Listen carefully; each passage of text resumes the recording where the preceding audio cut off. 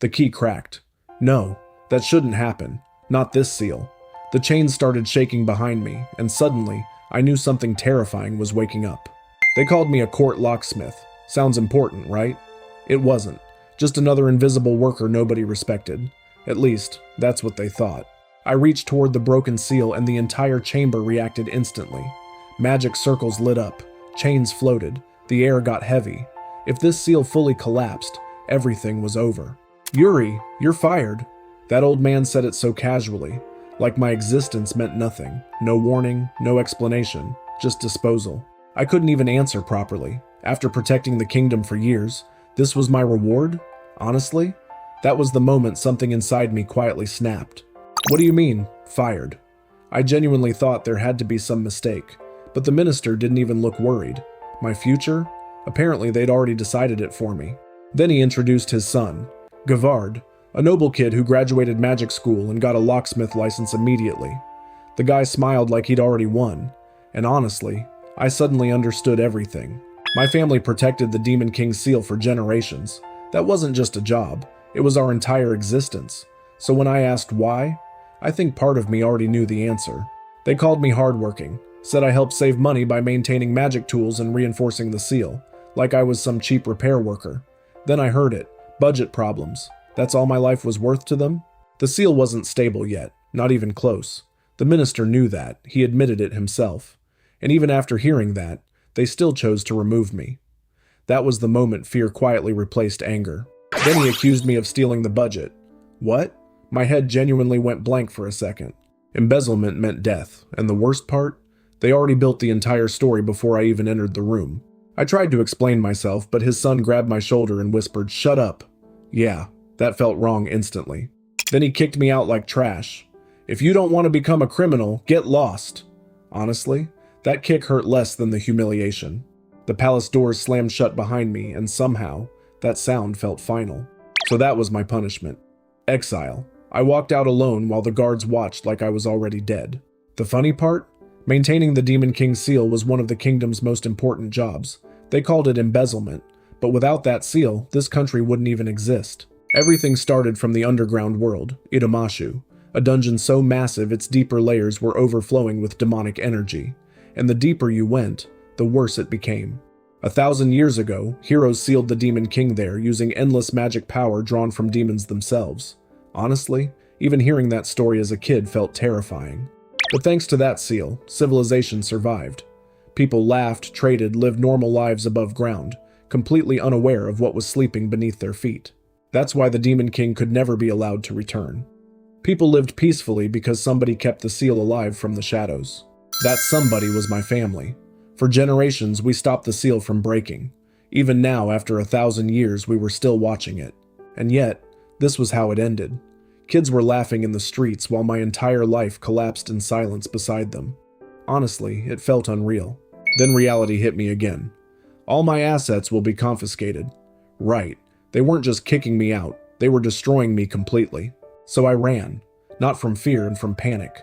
I needed work, fast. At the very least, I had to make sure my family wouldn't suffer because of me. I tried finding work immediately. The moment they heard former court locksmith, their faces changed. Then came the answer again. Nobody's hiring you. Damn. So I just sat there exhausted, watching families laugh together in the park. And weirdly, that hurt more than the accusation. Then I remembered my grandfather's words. "You're amazing, Yuri. A locksmith's power is special." Back then, I didn't really believe him. My family always smiled when I used my abilities. My little sister looked at me like I could do anything. Honestly, those memories kept me standing. Thanks, Flom. Everyone was smiling back then. A normal, peaceful moment. The kind you never realize is precious until it's already gone. My father died suddenly 3 years ago. After that, I inherited everything. The seal, the duty, my family's future, all of it. So yeah, maybe I really was naive. Looking back now, that noble bastard had been targeting me from the beginning. "Dad, I'm sorry." I whispered it quietly before standing up again. Crying wouldn't feed my family. I needed to keep moving. Then I noticed someone strange sitting nearby. Torn clothes, weird mask, holding a bowl. At first I thought he was just another homeless person, but something felt off instantly. That mask, it was cracked. And the moment I saw it clearly, my chest tightened. No way. That thing wasn't normal. It was a cursed tool. People were avoiding him, whispering stuff like creepy and pulling their kids away. Yeah, I hated seeing that. So I walked over anyway. Kids shouldn't come near you, huh? I tried joking a little, but honestly, the loneliness around him felt way too familiar. I apologized for not having money, then I offered something else instead. I can remove that mask for you. The moment I said it, the guy froze. I reached toward the cursed mask carefully. It's okay. Then the symbol reacted instantly. A sharp pulse shot through the air. Interesting. The curse looked stronger than normal, but honestly, this level was nothing for me. And the second my fingers touched it, the seal started opening. The curse structure unfolded in front of me instantly. Layers, eyes, binding patterns. Honestly, whoever made this thing was insane. But once I understood the structure, it was over. Complete. My fingers traced the seal automatically like muscle memory. Release!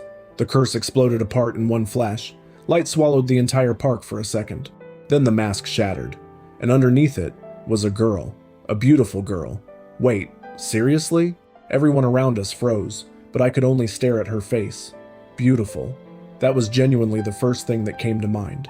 She touched her own face like she couldn't believe it was real. Then her cheeks turned bright red instantly. Wait, was she embarrassed because I called her beautiful? And before I could even process that, she ran. Wait? Yeah, she disappeared immediately.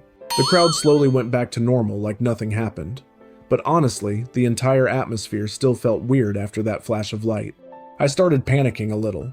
Maybe destroying the mask that suddenly was a bad idea. Maybe there was a reason she hid her face in the first place. But my stomach growled so loudly it killed the entire mood. Honestly, even during a life crisis, hunger still wins. Then reality punched me again. Asset confiscation? Yeah, if I didn't find food today, tomorrow was gonna get ugly fast. Right when I was spiraling, someone suddenly called out, "Hey big bro," huh? Then this huge guy with a ridiculous mohawk stared at me and smirked. That hairstyle made me laugh. Wait, what? The crowd started laughing too. Looks like he got caught, big bro. Awesome. Now I'm getting publicly bullied in the middle of town. Then the mohawk guy cracked his knuckles. Let's settle this. Yeah, my day somehow kept getting worse. I panicked immediately. Well, wait, seriously? Yeah, there was no way I could beat this guy in a normal fight. Then I heard the rules. Arm wrestling challenge. Entry fee, 1 shield coin. Okay, that sounded slightly less fatal. But when they showed the prize money, my eyes locked in instantly. If I won, I'd get all the entry fees back. Every single one. And honestly, I needed that money badly. One win could solve my food problem for a while. The only issue? The guy in front of me looked less human and more like a walking mountain. Yeah, this was still a terrible idea. Then the guy looked at my clothes and laughed. You're broke wearing palace worker clothes? Okay, that actually hurt a little. And before I could react, he pointed at my uniform. Use that as the entry fee. Wait, my uniform? The crowd started grinning immediately. You've got a wallet somewhere, right? Yeah, these guys were absolutely messing with me now. But then they suddenly started cheering me on. Come on, challenger, show us something. Honestly, the mood changed way too fast. And that's when I realized something important. If I lost on purpose here, I could quietly search for work afterward without attracting attention. Or at least, that was the plan. But the moment we locked hands, I realized something. I actually couldn't afford to lose. So I quietly asked, magic is allowed, right? The mohawk guy looked confused for a second. Then he smirked. There's no rule against it. Oh, big mistake. Apparently some people before me had already tried body enhancement magic and still got destroyed. The crowd sounded almost excited, waiting for me to fail too. The mohawk guy started laughing. Magic users never train their actual bodies. Yeah, he really thought this was over already. Then let's begin. The match started instantly, and the moment our hands tightened, I activated it. Key magic. Lock. Yeah, I didn't boost my strength. I locked his arm in place. At first nobody noticed. Then the giant's face started twisting, veins bulging, muscles screaming, but his arm wouldn't move even a little. The mohawk guy stared at me in complete disbelief. What the hell did you do? Honestly, his reaction was kind of satisfying. Then the crowd started panicking too. Oi, what happened? Did his muscles stop working? Yeah, now they finally realized something was seriously wrong. The giant kept yelling, shut up already, so I finally answered him. It's key magic. Yeah, that only confused everyone more. Most people think key magic is useless, just a weird little spell for opening doors and locks. Honestly, that misunderstanding saved me for years. But lock doesn't just work on objects. The same way I unlocked that cursed mask earlier, I can also lock movement itself. And that's the terrifying part. This magic doesn't only work on things. It works on living bodies too. The moment the chains wrapped around his arm, the giant's expression completely changed. Yeah, now he finally understood.